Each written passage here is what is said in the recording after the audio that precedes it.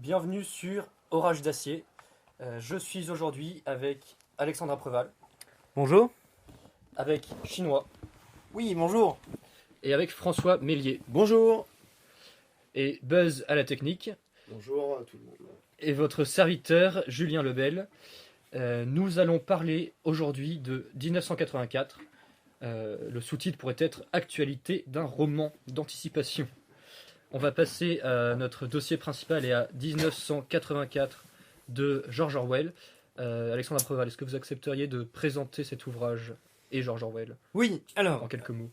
1984 est bien évidemment le roman, l'ouvrage emblématique de George Orwell. Alors, un mot sur l'auteur, George Orwell, donc Eric Blair de son nom véritable. Pardon. Et donc anglais de la première moitié de première partie du XXe siècle. Il est né dans l'empire britannique des Indes. Son père était fonctionnaire là-bas. Il y a passé une partie de sa vie. Il a consacré d'ailleurs un roman dans cette inspiré de cette partie de sa vie sur le quai de Vigan. Il quitte l'Empire après avoir été plus ou moins dans la police En Birmanie. en Birmanie. Il rejoint l'Europe. Il est dans la dèche, il produira un livre de la dèche de Paris à Londres, ou de Londres à Paris, je ne sais À plus. Londres et à Paris, mais dans la Dèche. À Londres et à Paris. Il côtoiera les clochards de Londres et de Paris. Il est journaliste de gauche, c'est un homme de gauche, radicalement anti-marxiste. N'oublions pas qu'il y a toute une gauche anti-marxiste dont Orwell est l'une des figures. À ce propos, beaucoup de gens de gauche d'ailleurs vont l'accuser d'être un agent américain, voire un trotskiste. Il a rejoint l'Espagne lors de la guerre d'Espagne, la guerre civile espagnole. Il sera dans un tiers camp. Il n'est évidemment pas du bon côté, c'est-à-dire du côté franquiste. Mais il n'est pas du côté non plus des staliniens. Il est chez les anarchistes. Enfin, pas précisément chez les anarchistes. D'ailleurs, il est avec les trotskistes d'ailleurs. Il est au POUM, Parti ouvrier d'unification marxiste, à Barcelone. Donc en partie avec les anarches qui seront exterminés par les staliniens. Il en fera un très très très beau roman que je conseille aux auditeurs, dont le nom m'échappe à l'instant, messieurs, si vous pouvez m'aider. Le roman d'Orwell sur la guerre d'Espagne, ça me reviendra tout à l'heure, qu'on peut mettre en parallèle d'ailleurs avec le roman de Bernanos, Georges Bernanos, qui lui a une trajectoire totalement symétrique. Vous parlez des cimetières sous la Lune. Les cimetières sous la Lune. Enfin, ça, c'est Bernanos. Bernanos, tout à fait. Les cimetières sous la Lune. Bernanos, lui, part franquiste et finalement est dégoûté par les exactions qu'il verra des franquistes. Orwell, c'est l'inverse. Il part républicain et dégoûté des exactions des républicains. Bref, le nom reviendra. Ce qui est d'ailleurs assez étonnant, puisque à cette époque-là, les anarchistes, en tout cas les trotskistes du POUM, qui normalement, dans l'image populaire, auraient dû être du côté des républicains, vont se retrouver, après la trahison des marxistes staliniens, après leurs exactions, vont se retrouver du côté des franquistes et vont combattre, pour certains, de leur côté. À leur côté. Il faut toujours rappeler que les trotskistes ont toujours été les plus acharnés des anti-staliniens. Voilà. Et d'ailleurs, c'est en partie pour ça qu'ils ont été financés par la CIA plus tard. C'est une autre question qui dépasse notre intervention. Peut-être en revenir à 1984. Exactement. Alors, Orwell donc prospère comme reporter, journaliste, écrivain. Il produit une fable politique, La ferme des animaux, qui est également une fable totalement anticommuniste et anti-soviétique. Et surtout, il aboutira à 1984, qui est son dernier grand livre, publié en 1948, ce qui est d'ailleurs pour ça que ça s'appelle 1984. Hein. C'est 48-4-8, qui donne l'inverse, ça fait 8-4.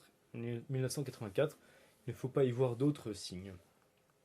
Donc 1984 est un roman qu'on appelle d'anticipation. Alors, il n'est pas le premier. Je crois, Julien, vous pouvez nous dire un mot sur les prédécesseurs littéraires d'Orwell. Je peux dire quelques mots d'un russe qui s'appelle Zamyatin et qui a écrit Nous autres. Euh, donc ce sont des romans assez proches, assez similaires. Zamyatin écrit en URSS et donc expose un système totalitaire où la totalité de la vie est réglée. Et donc c'est le parcours d'un opposant, de quelqu'un qui se conscientise vis-à-vis de sa société. Mais il y en a d'autres. Évidemment, Aldous Huxley avec Le meilleur des mondes. Fahrenheit 451 de Ray Bradbury, de Ray Bradbury. qui est un livre excellent que nous vous conseillons. De toute manière, tous les livres dont nous vous parlons, chers auditeurs, sont des livres que nous vous conseillons puisqu'ils sont des romans d'anticipation, mais dont vous pouvez prendre certains éléments et les traiter à la sauce actuelle puisqu'ils sont vraiment présents. Par la suite, vous avez aussi l'écrivain français René Barjavel qui a écrit des très bons romans d'anticipation, même si le sujet d'aujourd'hui reste 1984. Exactement. Alors, 1984 donc, est un roman donc, d'anticipation. Pas tant que ça. Certaines âmes chagrines ou taquines ont dit ces derniers temps que 1984 avait vocation justement à être un roman d'anticipation et non pas un manuel d'instruction pour le ministre de l'Intérieur. Au vu des lois qui nous sont pondues ces derniers temps, on a l'impression qu'ils ont été à bonne école. Donc il s'agit de quoi donc d'une société totalitaire au sens propre du terme, c'est-à-dire que l'intégralité de la vie de tout le monde est entièrement assujetti, contrôlé par l'État. L'État qui est lui-même totalement contrôlé par un parti, enfin par une caste, par une oligarchie, elle-même dominée par la figure tutélaire appelée Big Brother, grand frère, qui a l'œil partout via les écrans qui sont dans chaque domicile, qui sont à la fois des écrans de projection d'images et d'instruction, mais également eux-mêmes des caméras qui espionnent, enfin qui n'espionnent même pas parce que ce n'est pas caché, mais qui visionnent en permanence l'intérieur des gens. Donc c'est une société hiérarchisée de partis où chacun a une place attribuée et dont le héros va s'échapper et tenter de rejoindre une dissidence. On se rendra compte assez rapidement que la dissidence incarnée dans 1984 par la figure du mal, Emmanuel Goldstein, qui est voué à une minute de haine chaque jour, et ça nous rappellera les procédés des médias contemporains qui vouent à la haine certains personnages. On peut penser par exemple à Jean-Marie Le Pen, encore qu'il revient dans une sorte de grâce actuellement, mais c'est un autre sujet, qui voue à la haine certains personnages, et donc il faut communément, en communion, vouer à sa vindicte, à la haine, certains personnages. Bref, on se rendra compte au fur et à mesure du roman que cette résistance était elle-même une manipulation et un dérivatif de cette société pour, comme dans une coque minute, évacuer la vapeur et la recycler à sa propre faveur. Et pour finalement neutraliser l'opposition. Et neutraliser l'opposition. Puisqu'elle est la balance institutionnalisée du système lui-même. Exactement. Encore une leçon qu'on pourrait tirer sur enfin, toute ressemblance avec ce qui existe actuellement n'est que fortuite, bien évidemment. Alors, comment fonctionne ce monde ? Donc, il y a un ennemi intérieur, nous l'avons dit, Goldstein. Il y a, dans ce monde, 3 grands continents, États-continents, Britannia, Océania, Eurasia. Nous sommes en Britannia, qui, alternativement, est en guerre avec l'un des 2 autres grands continents, et allié, évidemment, avec celui avec lequel il n'est pas en guerre. Ce qui permet un double bénéfice. D'une part, le fait d'être en conflit constant, donc d'être en permanence bombardé, cible d'attaque, qu'on pourrait assimiler à des attaques de type quasi-terroriste, qui permettent le contrôle généralisé, la présence de police, de milices, de militaires dans la rue. Vigipirate n'est pas du tout inspiré par ce genre de choses. Voilà, donc il est très opportun d'avoir en permanence un ennemi d'ailleurs qu'on ne voit jamais, qui n'est jamais qu'à distance, avec lequel on n'est jamais en conflit ouvert, il n'y a pas de bataille rangée, pas de guerre de tranchées, nous ne sommes pas en 14-18, mais simplement des bombes qui tombent et qu'on envoie. Évidemment, aujourd'hui, les similitudes avec la guerre de Libye, de Syrie, d'Irak, d'Afghanistan, tous pays qui n'ont jamais menacé ni la France ni l'Occident. L'Afghanistan n'a jamais été une menace pour la France, la Syrie non plus, l'Irak non plus, la Libye non plus, etc., etc. Pourtant, nous allons bien chez eux bombarder, et chez nous, nous avons parfois des bombes qui sautent, des types qui sortent des Kalachnikov dans le train pour fusiller à tout va, des mecs qui se propulsent avec une bagnole dans un marché de Noël, mais ce sont des comment on appelle ça, des déséquilibrés. Voilà. On peut peut-être faire un focus sur la question de Big Brother et sur l'actualité, ou en tout cas sur le monde dans lequel on vit. Nous voyons, nous aussi, un déploiement technologique de surveillance. Donc on pense d'abord bien évidemment aux caméras de vidéosurveillance, mais aussi les téléphones qui peuvent nous espionner, les télés, et jusqu'aux poupées Barbie. C'est un scandale qui a éclaté il y a quelques mois en Allemagne, où une Barbie, une poupée technologique, enregistrait en fait les conversations qu'elle avait autour d'elle pour pouvoir répondre aux enfants, et c'était un merveilleux jouet interactif.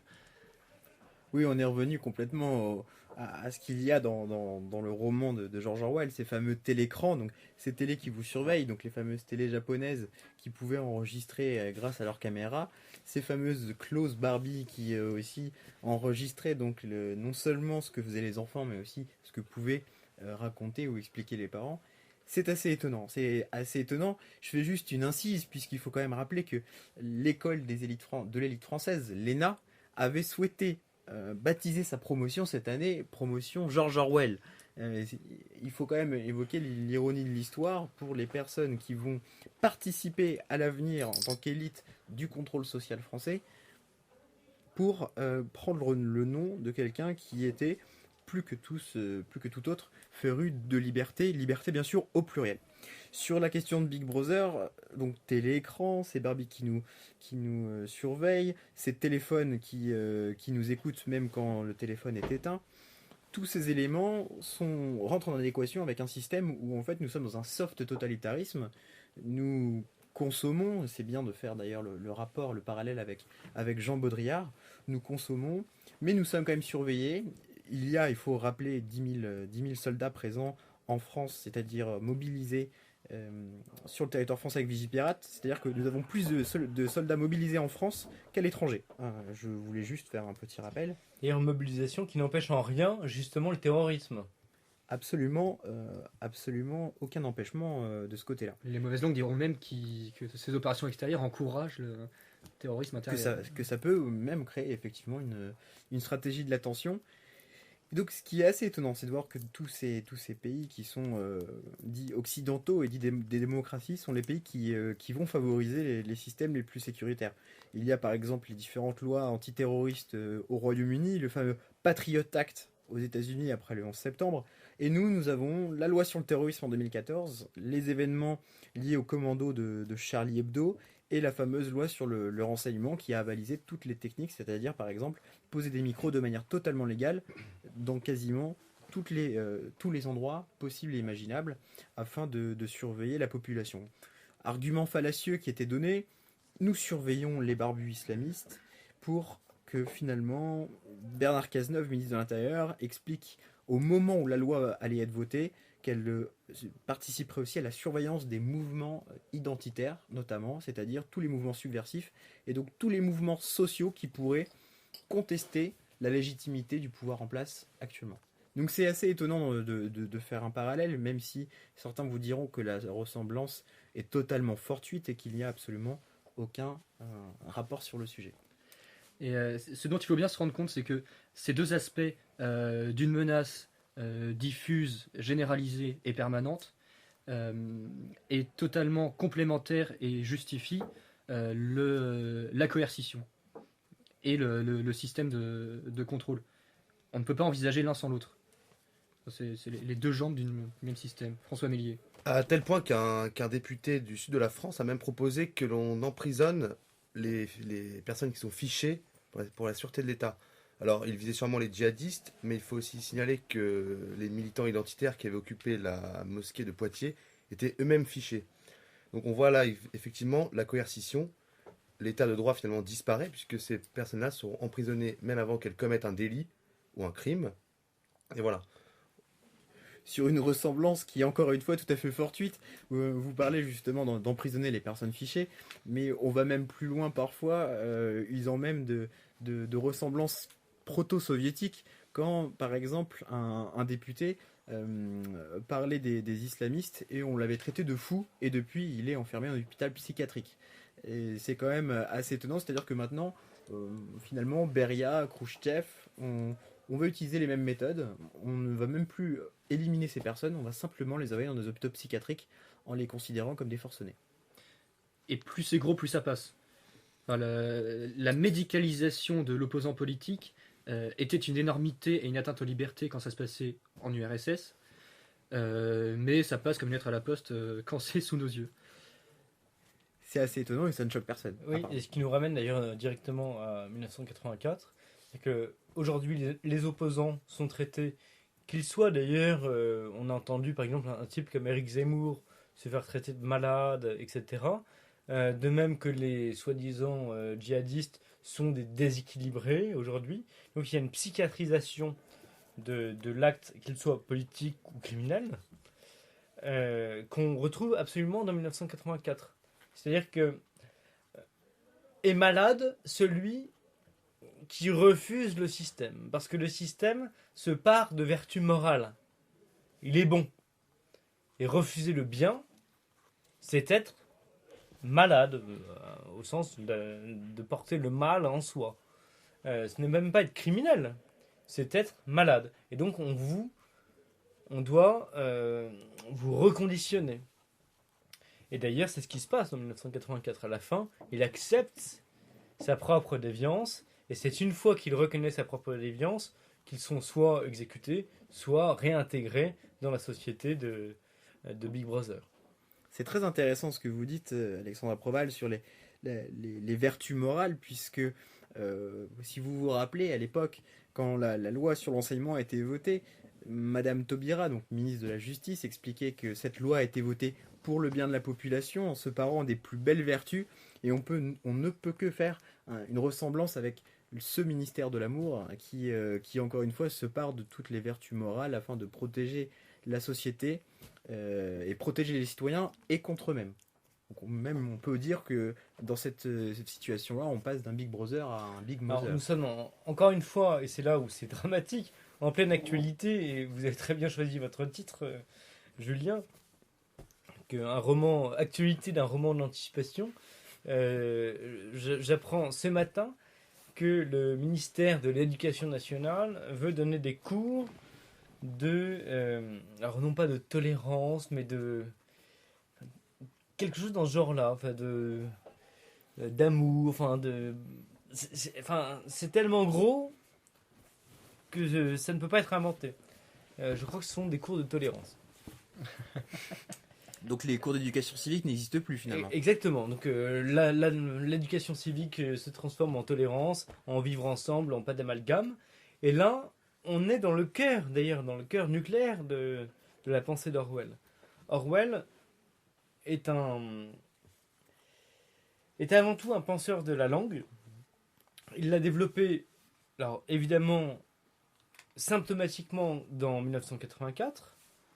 Mais dans beaucoup d'autres livres, tous ces livres d'ailleurs, je les recommande aux auditeurs, on les trouve en édition française dans une très bonne maison qui s'appelle Ivrea, Encyclopédie d'une nuisance. C'est une coédition entre deux maisons où vous trouvez l'intégralité des écrits de George Orwell en français.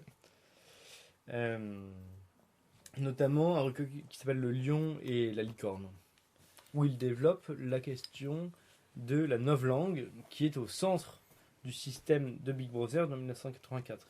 Qu'est-ce que c'est que la novlangue? Mais, Alexandre, on va faire une pause musicale Je vous en et prie. on Et après, on revient parlera sur de la la question de la novlangue.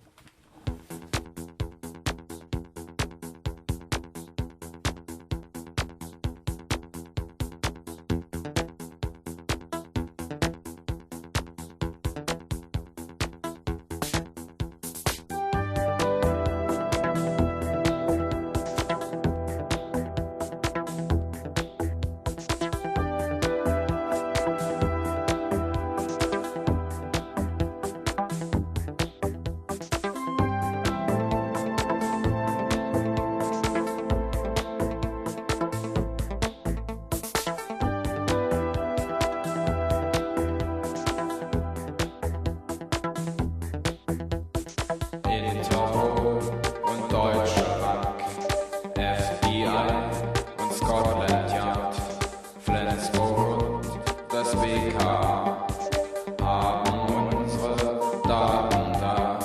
Nummern, Zahlen, Handel, Leute, Nummern, Zahlen, Handel, Leute, Computer.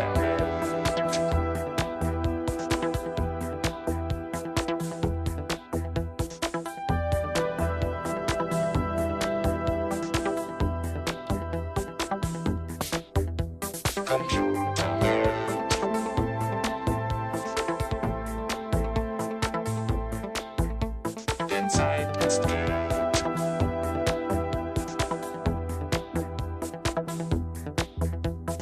In Togo und Deutsche Bank, FBI und Scotland Yard, Finanzverwaltung, das BKA haben unsere Daten da. Nummern, Zahlen, Handel, Leute, Nummern, Zahlen, Handel, Leute, Computer.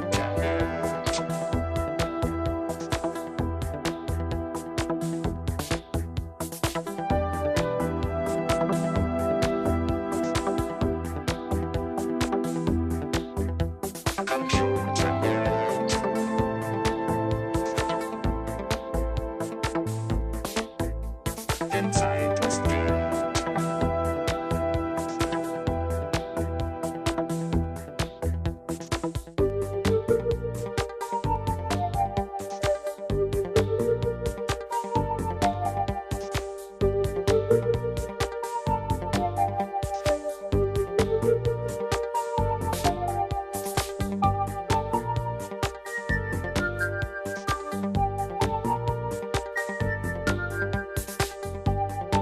Nous venons d'entendre donc Computerwelt du groupe allemand Kraftwerk de l'album éponyme Computerwelt, donc monde d'ordinateur. Et on revient maintenant à 1984 et à la question de la novlangue. Alexandre, Alors, la novlangue, c'est le, comme je le disais, c'est le cœur du système d'Orwell. C'est par la langue, et c'est là où en fait 1984 se démarque des autres romans d'anticipation, des autres écrits d'anticipation de la même époque ou même précédents. C'est que Orwell comprend très rapidement que c'est par le langage et par la modification du langage qu'on contrôle les foules et qu'on contrôle la pensée. Et évidemment, on ne pense jamais qu'avec des mots, on ne pense jamais qu'avec sa propre langue.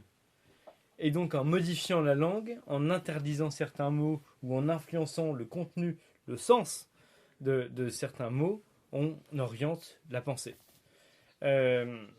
Sur quoi repose la novlangue chez Orwell? Sur une inversion systématique. On retrouve ça dans les préceptes de Britannia. La guerre, c'est la paix. Typiquement, Bernard-Henri Lévy. Pensez à ça. Bombarder la Libye, abattre Kadhafi, c'est pour la paix. Ah oui. Aller en Yougoslavie, encore avec Bernard Lévy, il y a une quinzaine d'années pour ceux qui s'en rappellent, et Kouchner, tous ceux qu'on a retrouvés autour de Monsieur Sarkozy, pour ceux qui auraient des hésitations à voter soi-disant à droite, c'était pour la paix.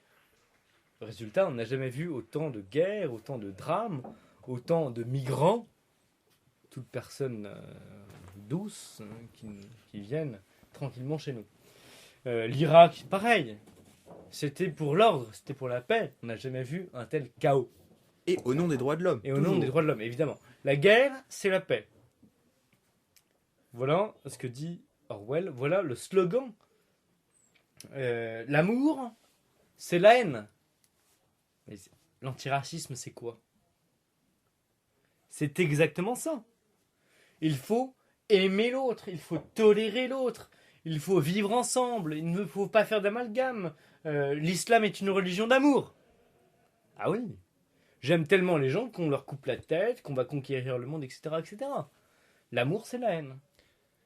La liberté, c'est l'esclavage. La liberté, c'est l'esclavage.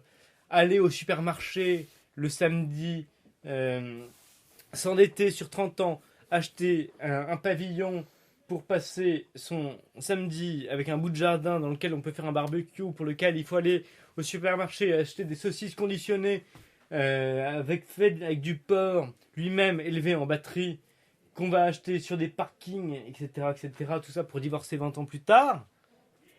C'est la liberté. Vous avez le choix entre la knacky et la saucisse d'à côté. C'est exactement ça. La vie à tempérament, c'est la liberté. L'inversion, le changement des mots. Alors, l'autre aspect de la novlangue, c'est évidemment la simplification du langage. Orwell nous dit que, on doit faire disparaître un maximum de mots et que les mots doivent se simplifier. Il ne doit plus y avoir de nuances. Les atteintes aux Français, dont François Hollande et Nicolas Sarkozy sont les premiers acteurs, sont là pour ça. Que doit être un mot dans la novlangue selon Orwell? Un mot avec une connotation, et ça peut être plus ça, moins ça ou anti ça. Et ça doit vouloir tout dire. En fait, avec un mot, on doit décrire la palette des nuances. On doit supprimer la nuance.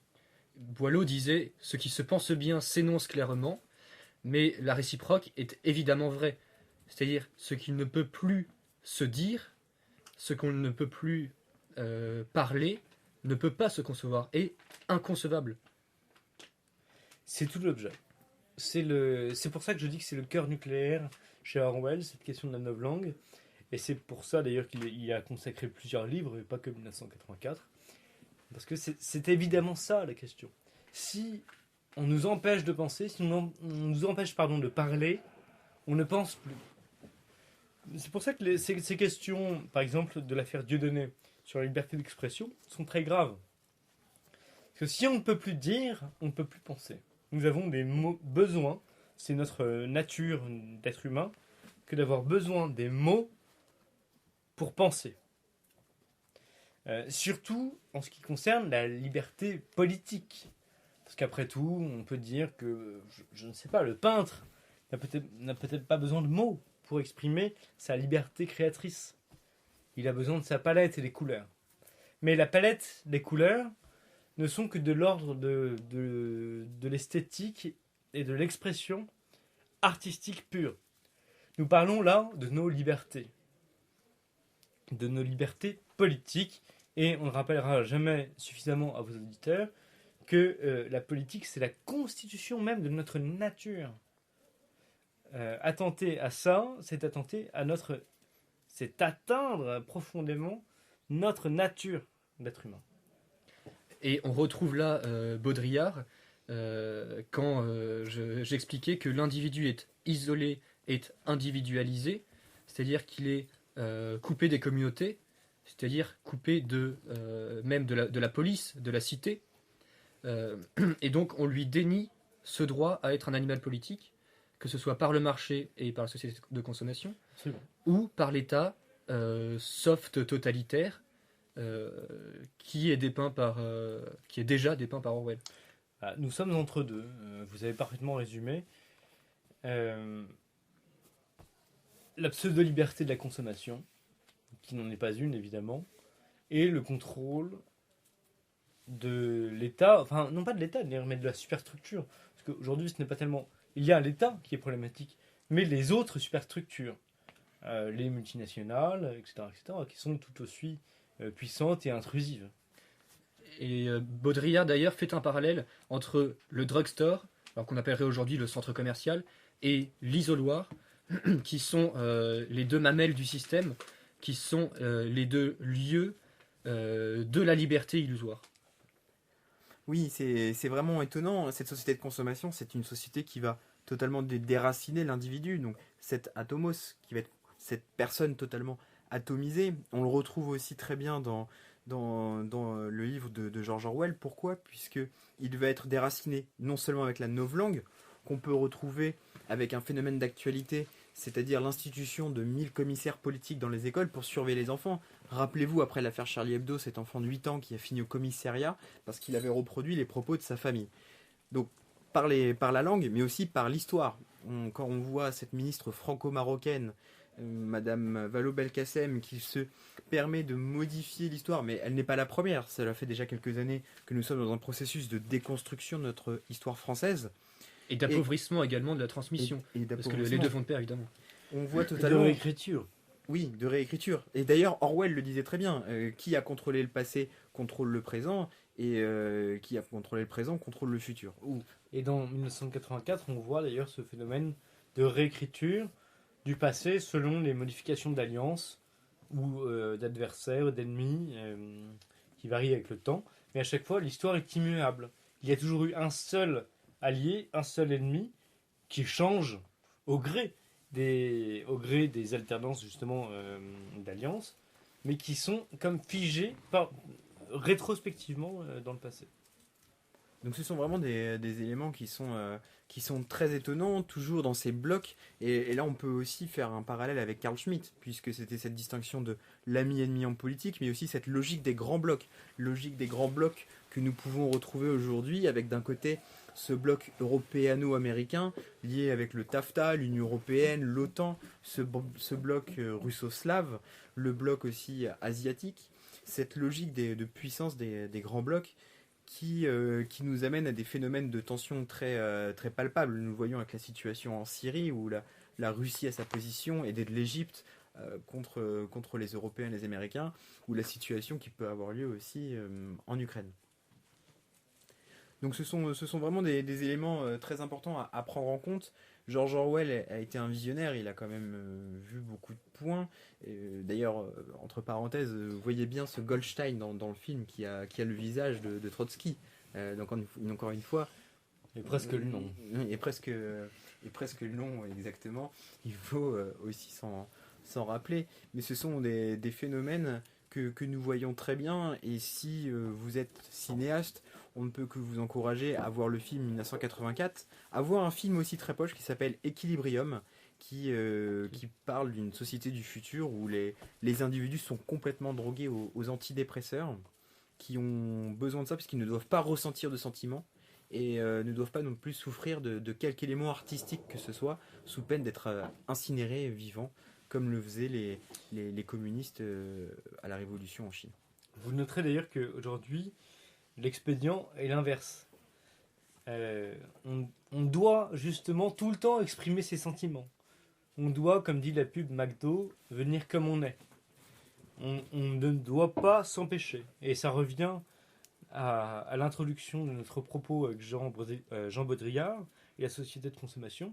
Nous devons tout exprimer, ne jamais être en retenue, parce que c'est comme ça, justement, qu'on est dans la société, qu'on est le mieux contrôlé par cette société. Parce que justement, le sentimentalisme incapacite la pensée. Donc quand on est dans l'émotion, que ce soit l'indignation, que ce soit... Indignez-vous. Indignez-vous. Indignez-vous, ne réfléchissez pas. Exactement. C'était le titre de ce opuscule de Stéphane Hessel. Le millionnaire résistant à la retraite. Non, mais Mais donc indignez-vous, ou soyez dans la compassion, dans le pathos, vous ne réfléchirez pas. C'était exactement... Soyez une jeune fille, livrez-vous à vos humeurs, à vos hormones, à vos petits désirs. On revient encore une fois aussi à la théorie de la jeune fille, comme quoi le tout est cohérent. Et c'est exactement ça. Lucien Cerise avait repris cet élément de la théorie de la jeune fille dans son livre sur le contrôle social. Et on avait l'exemple très, très prégnant dans le cadre de Charlie Hebdo avec cet esprit du 11 janvier, cette fameuse marche où les gens étaient indignés, marchaient avec des pancartes, c'est tous ces bobos que nous avons malheureusement pu croiser, mais qui n'arrivaient même pas à ouvrir les yeux sur les pauvres SDF qui étaient à côté d'eux et qui mouraient de faim, puisqu'il faut se rappeler que le 7 janvier était très froid, mais par contre on soutenait la liberté d'expression et on allait s'indigner jusqu'à soutenir une loi des plus liberticides qu'on ne pourrait pas contester par la suite. C'est assez étonnant ce phénomène de la sentimentalité, pardon, qui participe en fait dans cette stratégie de l'attention. On va apercevoir ou créer un attentat, créer du sentiment par la suite et permettre des mesures qui sont de plus en plus restrictives. Non, pour finir, je voudrais juste rappeler aux auditeurs que donc lisez Orwell, achetez-le surtout dans cette belle maison d'édition dont je vous parlais tout à l'heure, Ivrea, Encyclopédie des nuisances, qui est de très bonne qualité, qui est une des maisons qui a édité avant, qui était amie avec les maisons de Debord, des situationnistes. Pour nous, hommes de droite, ce sont des gauchistes sympathiques qui ont qui savent faire des choses pertinentes, pas trop mauvaises, assez agréables et qui font de beaux objets. Et si on aime la vérité, le bel ouvrage, on aime ce genre de livre. Je voudrais pour conclure revenir sur 1984, le roman plus précisément, pour souligner que c'est un roman qui porte sur le système en lui-même. Et donc la narration a besoin de cet opposant pour souligner les contradictions et la coercition du système. Mais ce n'est pas un roman sur la révolution. Et donc le personnage est une victime parfaite du système, parce que comme Alexandre Preval le soulignait tout à l'heure, à la fin il finit par, j'ai envie de dire, se convertir, mais par rallier le système. Parce qu'en fait sa position devient personnellement ou psychologiquement trop inconfortable. Mais c'est aussi une nécessité du roman en tant qu'exercice pour le conclure et pour boucler la boucle, pour fermer le système. Et donc les auditeurs qui liront ou qui reliront 1984 n'ont pas le droit de s'arrêter à cette fin pessimiste. C'est une fin romanesque. Allons plus loin. Écrivons la page suivante. Voilà pour 1984. Je vais passer la parole à François Mélier qui va nous parler du transhumanisme. Alors nous parlions tout à l'heure des livres qui avaient annoncé ou qui suivaient un peu 1984. Et on a donc l'auteur du Meilleur des mondes, ce livre bien connu d'Aldous Huxley. Je vais revenir plus précisément sur son frère, donc qui était un activiste du nouvel ordre mondial, si l'on peut dire. Et pour le citer, il dit « Un homme qui reste un homme, mais se transcende lui-même en déployant de nouveaux possibles de et pour sa nature humaine. Il s'agit du transhumain. » Alors le transhumain, c'est assez simple, donc voilà, il vient d'en donner la définition. Et quelle est l'origine du transhumanisme ? Le transhumanisme trouve en fait ses racines dans l'humanisme naissant au XVe siècle, où l'individu est la mesure de toute chose. L'homme est au centre, alors qu'avant il était animé par des transcendances, Dieu par exemple, la nature, etc. Voilà. Donc l'homme devient autonome et il n'a qu'un seul but, c'est s'épanouir. Et avec cet épanouissement, il a une foi inaltérable dans sa possibilité de progrès. Le progrès en fait est ici fondamental et on verra comment il se lie après avec 1984. En effet, le transhumanisme, on peut dire, voilà, c'est quelque chose d'assez lointain. Finalement, les transhumains sont déjà parmi nous. Par exemple, la PMA, donc la conception d'enfants de façon artificielle. La GPA, la location d'utérus, alors c'est pas vraiment technique, quoique ça nécessite des moyens techniques. Ou même plus précisément, les Google Glass. Vous savez, ces lunettes qui en fait permettent de commander des choses, voilà, d'avoir des informations en temps réel, de se connecter à son compte Facebook en même temps, voir qui sont les gens que nous avons en face de nous. Finalement, le transhumanisme, c'est juste l'objectif, c'est de faire un humain augmenté. Et on voit que finalement, même si ce n'est pas incorporé directement dans notre être, par exemple des mains bioniques, etc., on peut voir un téléphone portable, par exemple un iPhone, des puces RFID, donc qui scannent, qui peuvent nous localiser à tout moment. Ce sont des moyens de contrôle social et de surveillance. C'est-à-dire qu'aujourd'hui, comme on le disait tout à l'heure, le téléphone portable peut permettre d'appeler, en même temps d'être écouté, il peut filmer, mais aussi nous filmer à notre insu. Alors, une fois qu'on a dit ça, on se voit que finalement la technique est utilisée par le système comme un moyen de contrôle social et pour nous surveiller. Alors, ce qu'on nous vend, le transhumanisme, comme quelque chose finalement de génial, c'est quelque chose qui va nous aliéner encore plus, qui va aliéner encore plus nos libertés. Et Jacques Ellul disait par exemple que le système de la technique doit toujours se développer. Finalement, c'est exponentiel. Puisque par exemple, on dit aujourd'hui imaginez, il y a quelques dizaines d'années, les moteurs, voilà, l'essence, etc. Donc c'était un développement technique. Et aujourd'hui, nous en sommes à penser comment réduire les impacts de ces moteurs avec des filtres à particules, etc. Donc finalement, la technique, c'est une sorte de matrice qui ne s'arrêtera jamais. Alors, le transhumanisme, voilà un peu les objectifs de tout ça. C'est de dépasser l'homme, d'en faire quelque chose de nouveau. Et on se rendra compte que ces prochaines années, ce projet qui est déjà en cours, permettra aussi de différencier les hommes entre ceux qui peuvent se payer des nouvelles techniques, qui se font greffer directement sur les autres, et les autres, finalement, qui seront comme des esclaves. Et pour finir cette brève chronique, cette évocation, je voudrais reprendre les mots de Bernanos dans son livre « La France contre les robots » qui vient d'être réédité aux éditions du Castor, un livre qui était jusqu'à présent assez difficile à trouver. Et voilà la citation. « La civilisation française, héritière de la civilisation hellénique, a travaillé pendant des siècles pour former des hommes libres, c'est-à-dire pleinement responsables de leurs actes.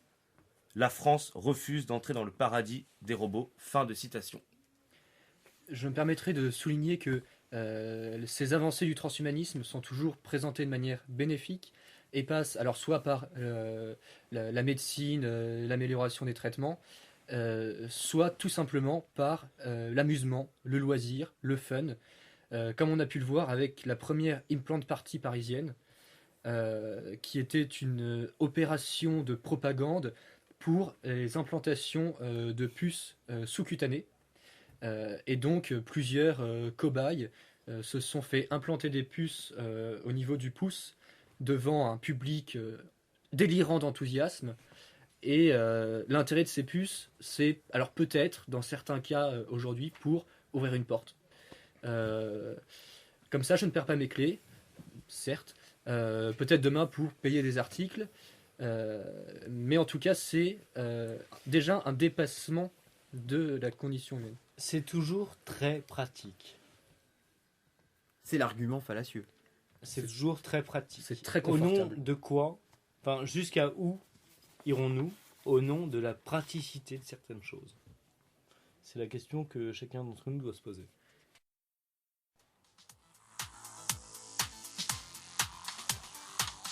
La chronique de Julien Lebel. Je vais vous parler de La société de consommation de Jean Baudrillard, qui est un sociologue, qui a sorti cet ouvrage phare en 1970. Donc vous me direz, c'est une époque assez reculée pour parler de la consommation. Certes, c'est un ouvrage légèrement daté pour certains aspects, mais qui reste très actuel dans tous les concepts qu'il développe. Donc je commencerai par souligner que il faut bien comprendre que la consommation n'est pas l'acte d'achat. C'est beaucoup plus que ça. Jean Baudrillard parle d'un mode actif de relation. C'est en fait un environnement global et la totalité de la société. Donc je cite Jean Baudrillard. Il faut poser clairement dès le début que la consommation est un mode actif de relation, non seulement aux objets, mais à la collectivité et au monde. Un mode d'activité systématique et de réponse globale sur lequel se fonde tout notre système culturel. Fin de citation. Dans une société traditionnelle, il n'y a pas de consommation. Il y a des relations euh, au sein de la famille, au sein des différentes communautés naturelles, et il y a évidemment du travail, de l'œuvre, dirait Hannah Arendt, pour subvenir à ses besoins. Le centre du système capitaliste, au contraire, c'est la production, et ce centre, en fait, s'est déplacé vers la consommation, et donc sur la nécessité pour la production, pour parvenir à ses fins, de contrôler la consommation. Donc c'est à ce niveau-là qu'on touche à l'individu, dont la société de consommation, que la société de consommation a besoin d'isoler, d'individualiser pour en faire un consommateur. Baudrillard parle de la fonction logistique de l'individu. Le système, la société de consommation, a besoin de l'individu non pas tellement en tant que travailleur, en tant que producteur, mais en tant que consommateur, en tant que rouage final du système de consommation. Donc Jean Baudrillard va plus loin, développe également le système du besoin. Il parle aussi de la déviance du désir par le système, de l'objectivisation du corps pour pouvoir le commercialiser. Donc en fait, l'extrême exemple inverse de la société de consommation, c'est une société traditionnelle. Je prendrai l'exemple de la société des Guarani, alors qui n'a pas de justice, c'est une peuplade en Amérique du Sud, qui n'a pas de justice, mais qui n'a que des rites. Et donc, même pour traverser la place du village, différentes personnes ne peuvent pas prendre différents chemins en fonction de leur grade et de leur intégration à la société. Sauf que pour être commercialisé, le monde doit être totalement quadrillé, totalement mesuré. Et donc en fait, tous les signes, toute la symbolique, tout le sacré qui ordonne un monde proprement humain doit être évacué au profit du signe marchand. Alexandre Preval, Oui. vous souhaitez intervenir? Un mot simplement pour évoquer une figure. Vous évoquiez la figure donc du consommateur, de cette société justement de la consommation qui s'oppose à la société traditionnelle, dont la figure, celle de la société de consommation exemplaire, est celle que le collectif Tikkun appelle la jeune fille, qui a produit un livre que je conseille aux auditeurs, intitulé Théorie de la jeune fille, pour qui la jeune fille, non pas en tant que jeune femme, mais en tant que figure, au sens de Junger, représente cette jeune fille libérée de l'autorité de son père, libérée de la société traditionnelle et patriarcale, le consommateur par excellence. Celui qui cède justement à ses désirs. Vous parliez du problème du désir justement dans la société de consommation, c'est exactement ça. Le consommateur doit céder à ses désirs. D'ailleurs, la publicité nous en fait l'injonction permanente. Nous devons céder à nos désirs. Je me rappelle d'une publicité pour un jeu vidéo Sega. Sega, c'est plus fort que toi. C'est exactement ça la publicité. C'est plus fort que toi. Laisse-toi dominer par le désir de quelque chose dont tu n'as absolument pas besoin tant qu'il n'est pas soumis à ton attention. Et là-dessus, sur la question précise du désir, c'est René Girard qui est extrêmement intéressant. Absolument. Sur le désir mimétique. Alors, on ne veut que, évidemment, ce que son voisin a. Ça, c'est vieux comme le monde. Mais la publicité, ce n'est que ça. La publicité, ce n'est que ça. Et c'est une injonction permanente de céder, d'outrepasser les limites. C'est un brisage de frontières permanent. Il faut casser ce qui nous retient. Camus disait, un homme, ça s'empêche. La société de consommation, c'est exactement l'inverse. C'est ne t'empêche pas. Cède à ce que tu veux. Comme dirait McDo, viens comme tu es. Ouais, viens à poil, viens tout sale, viens sans être lavé, sans être coiffé, sans être habillé, sans mettre de cravate, etc., etc. Cède à tes moindres désirs.